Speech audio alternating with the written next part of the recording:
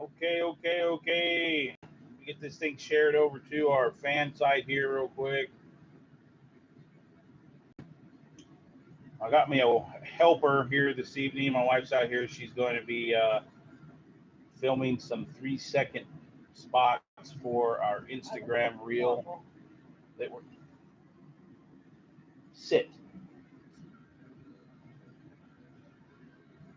for our Instagram stuff.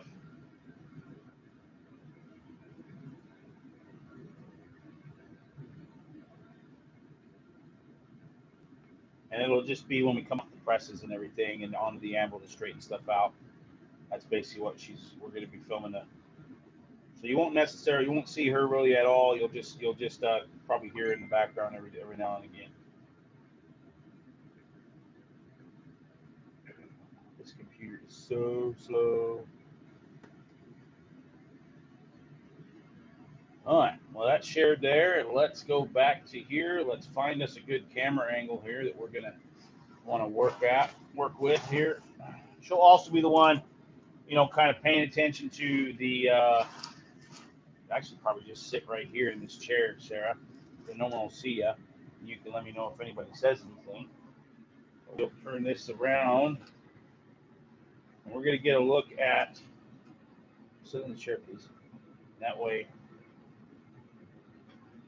I can put this over here.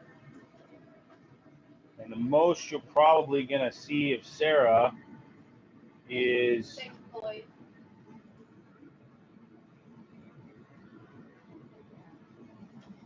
when she goes to do her 3-second video of, the stupid vice is in the way. Hey, that's gonna have to be good right there. Let's see. You're not gonna see much. My big fat ass is gonna be in the way. So what we'll do is I'm gonna put it right there, and when we go to do on the anvil, I'll just move it. We'll just end up turning it basically. We'll turn it just right before I go on the anvil. We'll come and go.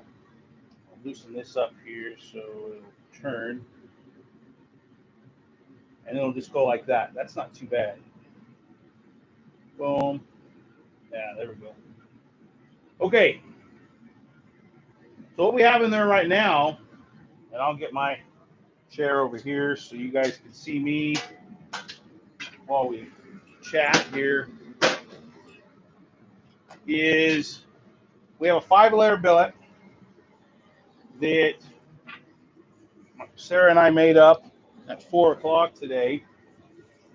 We shot some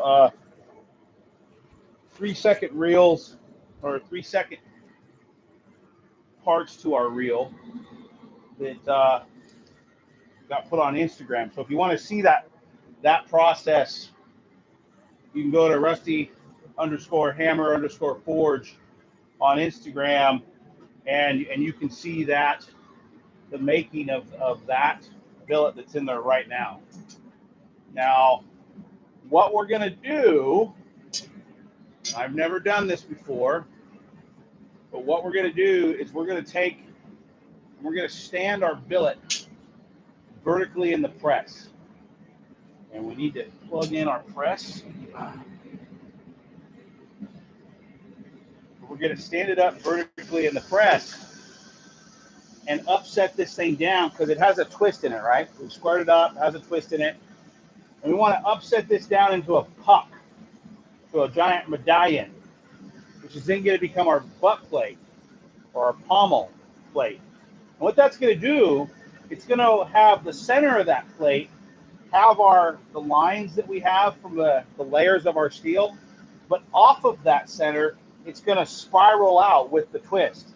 And so you'll get this kind of galaxy look on it. Might actually end up calling it Galaxy Damascus, if it turns out right. I don't know if anybody's ever done it before. I'm sure they have. I'm not the first person to think of doing this. But there's a reason why you probably don't see it very often, because everything likes to blow up. So that may happen. We may go get the squishing this down, and it'll completely come apart on us. Don't know, but this is why we're doing it. So I'm going to start the upset over here on the anvil first. So you guys are going to, we'll keep that angle right there, and we'll just rotate. I'll have Sarah, when we go from the press to the anvil, then I'll have her rotate the camera. So she'll do that when I come out of here. She'll be jumping up over there to the camera, and just turning it where it looks right at the anvil, and then coming over to do her 3-second little "how you doing." All right. So here's the first one right here. She'll do her first little bit here. We're gonna try and make sure that Sarah gets the same angle all the time, Sarah. And you got to keep it in the viewfinder, so you can't be doing other things while you're looking at it. Don't keep the piece in the upper left-hand corner. Quit typing to people.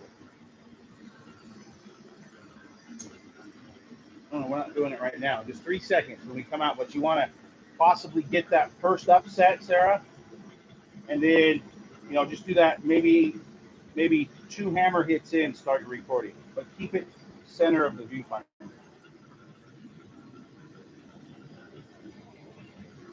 So this is that twisted piece. We're going to put it on here, get this in here, and we're going to start upsetting this down. Now we're going to have to continually go back, and we also got to make sure that it's not going to try and undo itself, because it will try and untwist itself. So we really have to make sure we're keeping it tight and just upsetting this down. Now she's only going to get the first 3 seconds of it.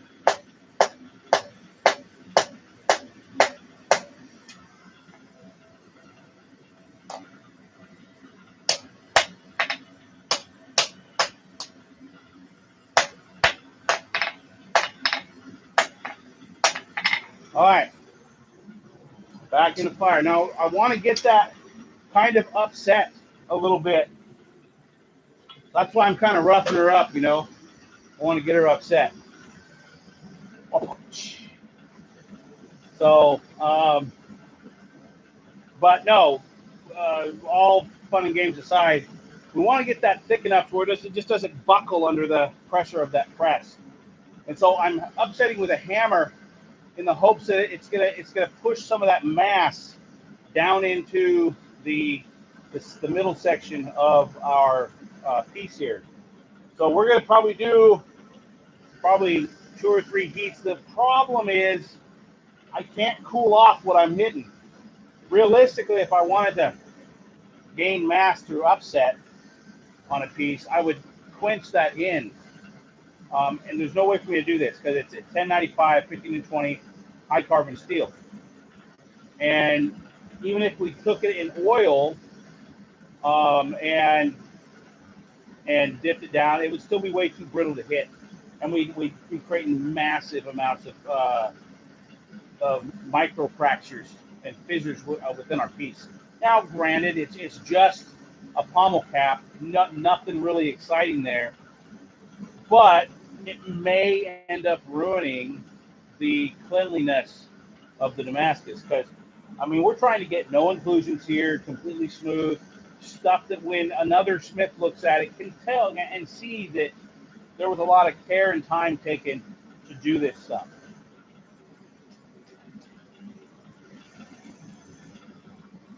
All right. Don't worry about doing this either. There's not much change in it. Don't worry about filming this one.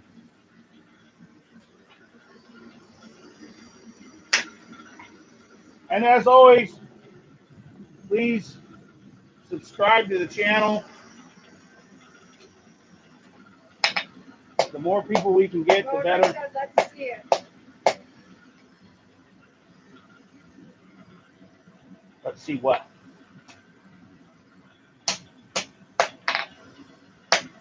There's a twist in here. Let me get this cool down a little bit, Rotor. If you look at that video I sent earlier, that's of this. The making of this. We're going to get this underneath the press here pretty quick. It's already, kind of started to do its thing. Kind of thicken up here in the middle where we want it to be. We also want it to thicken all the way around, but we don't want them to start to really mushroom on this end. Is that not cool down? I don't know. That's still pretty bright, isn't it? I need to mess with these cameras and try and get them. Okay, so we're gonna go this press. When we come out, as I get over here to the forge, you start coming out. Sarah's just gonna move the camera, boom, just like that. Now we're gonna have it open quite a ways, and we're gonna stick this bad boy in there vertically and just start pressing down on it.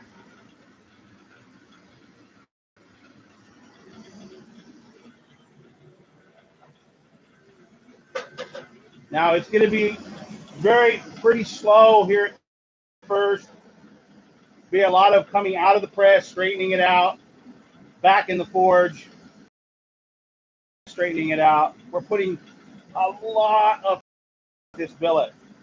We're asking it to do something that isn't always asked of welds like this.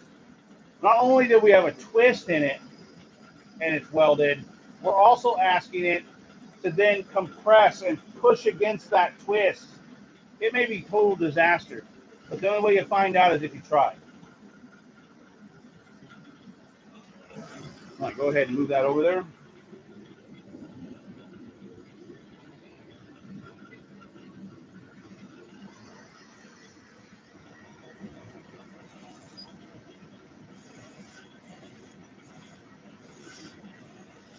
That's what I knew it was going to happen.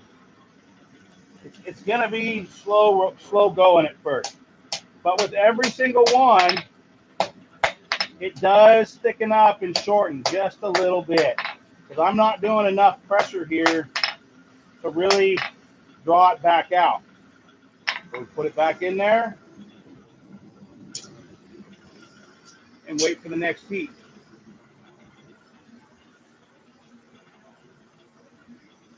And we may have to just do a lot of this work at the anvil. But it did start to compress minutely right before it bent. So we are getting some movement, even if it's just a 32nd of an inch right now. Until we get more mass built up in that middle section, it's going to just bend over there. So I think on this next heat, I'm going to go on the anvil again, and Sarah will get that.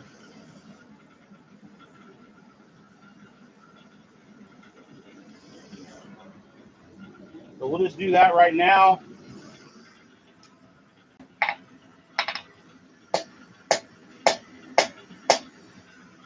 Now, the more heat I can keep in this,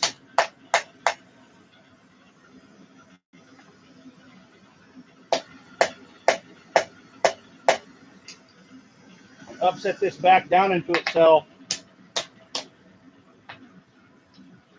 the better chance we have of making this work underneath the press and not having it blow completely apart.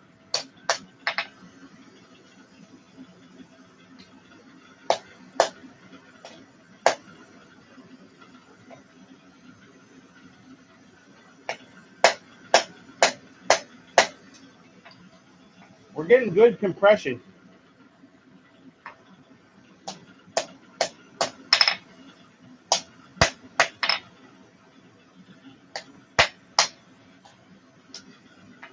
It's just going against everything that it has been built into it.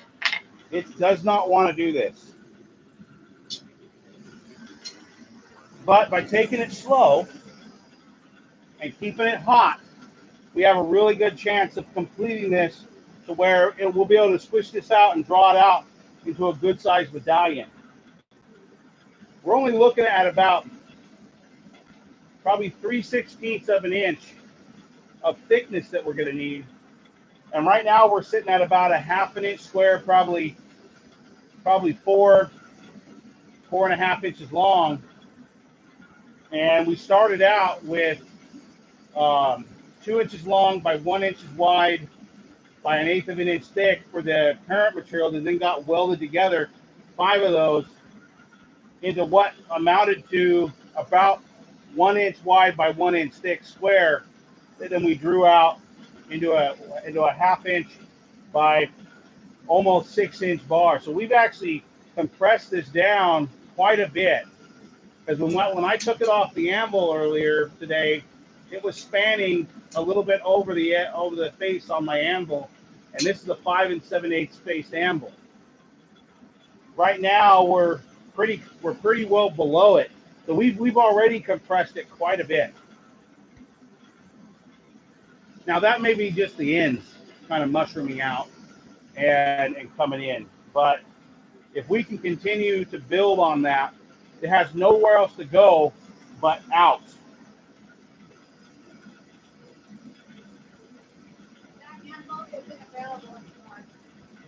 Is that Billy? No. That is the brother. This anvil isn't available anymore? I think you can get them on eBay. I think you can get them on eBay.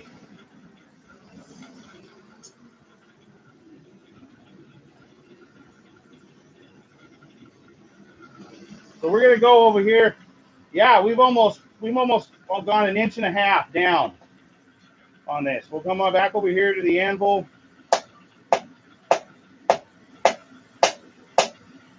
We got good compression on that go round. Kind of looks like an inchworm right now.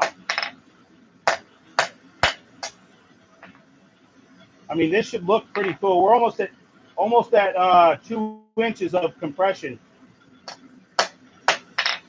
What's the weight of it? I'll take a look. This is a 132 pounder.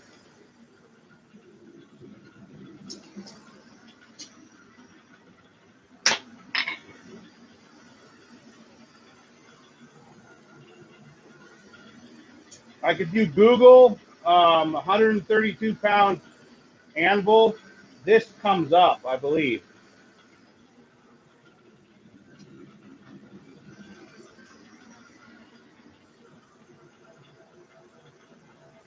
How many shots have you taken?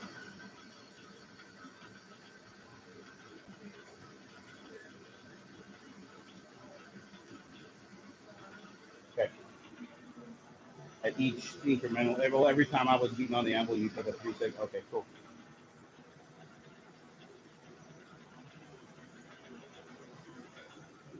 This heat, we're going to go up underneath the press again. Not yet.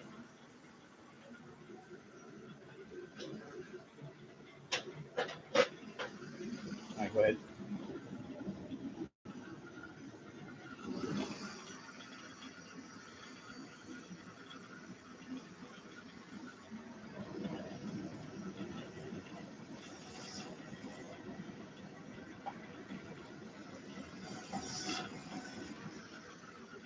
We got pretty good compression on that one too.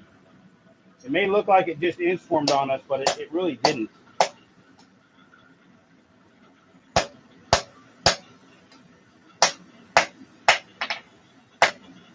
We got really good compression on that.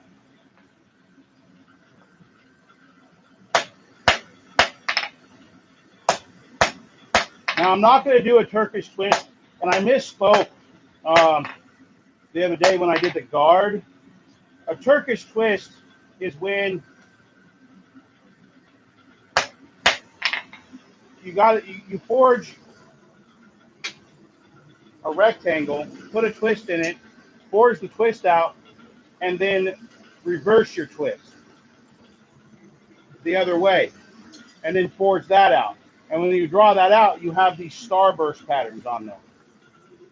This is just twisted Damascus.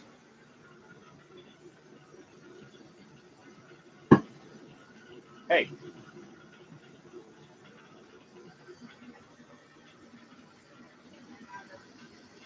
No. So we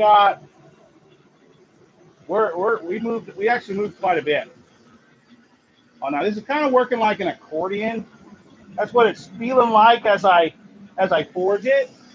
It's really just kind of following the twist and really just kind of settling in on itself, which is really nice. Now we're going to grind a lot of this away, but we're going to get a pretty good medallion, hopefully, out of it. It may just turn into something it's not big enough. It may just end up being something I put my stamp on, the USA on one side and my stamp on the other. And it may be a new way for me to make challenge coins, Rusty Iron Force challenge coins that people can get, and carry it around. And if you see me out and about and you throw a coin, if you throw it at me, I got to buy you a drink of your choice. So, I mean, might be a thing. All right, we're going to go through the anvil on this one. I mean, you guys can see just right away just how much it is from when we first started. Just how much it's shrinking on us, which is great. It's getting hard to hold on to and work.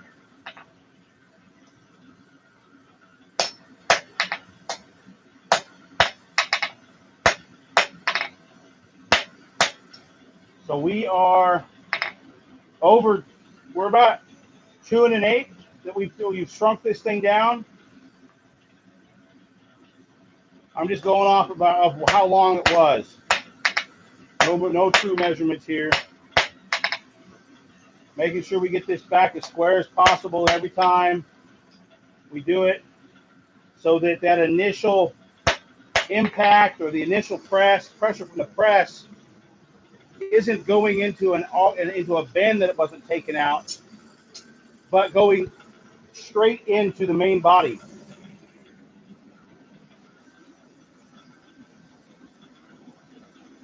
Now, to get a knife out of something like this, you'd almost have to have something that was like 1 inch round to compress. I mean, 1 inch forged 1 inch. So starting out with a billet that is that tall, getting it down to where it's 1 inch by 1 inch square, and then putting your twist in it, and then driving it down into itself, to actually be able to drive it down and then spray